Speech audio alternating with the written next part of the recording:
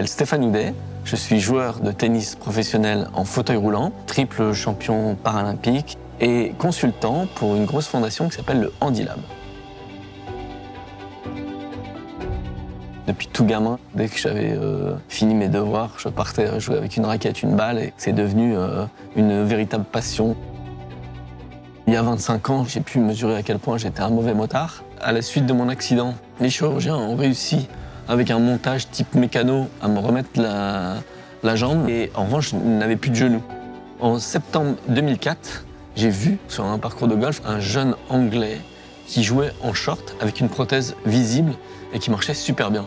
Et moi, ça faisait 8 ans que je marchais difficilement avec ma jambe raide et le 28 décembre, j'ai été amputé. Dans mon parcours de reconstruction, je crois que j'avais besoin d'activités sportives. J'ai commencé à jouer au golf, je me suis aussi pris de passion pour ce sport. Et puis j'ai rencontré Johan Cruyff, c'est lui qui m'a fait découvrir qu'on pouvait jouer au tennis en fauteuil, même si on n'était pas en fauteuil au quotidien. Donc des années plus tard, je me suis assis dans un fauteuil pour m'amuser avec toujours la même balle, mais toujours le même cours, mais une autre façon de jouer et un deuxième rebond possible, qui est la seule différence de règle pour ce jeu. Des gens avaient dépassé mon rêve, qui consistait à avoir un lieu entièrement dédié au service de l'innovation autour du handicap et de la perte d'autonomie. Et c'est ainsi que je suis devenu consultant pour le Handilab.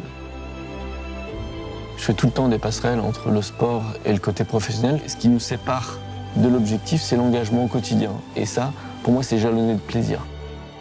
Mes enjeux professionnels aujourd'hui, puisque le Handilab est un lieu, eh bien, ce sera de faire devenir ce lieu une référence mondiale.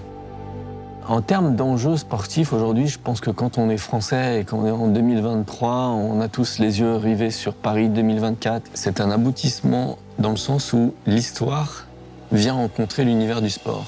Le fait d'avoir des aires de jeux sportives dans des lieux culturels connus du monde entier, ou en tout cas que nous, on va présenter au monde entier, c'est un rêve.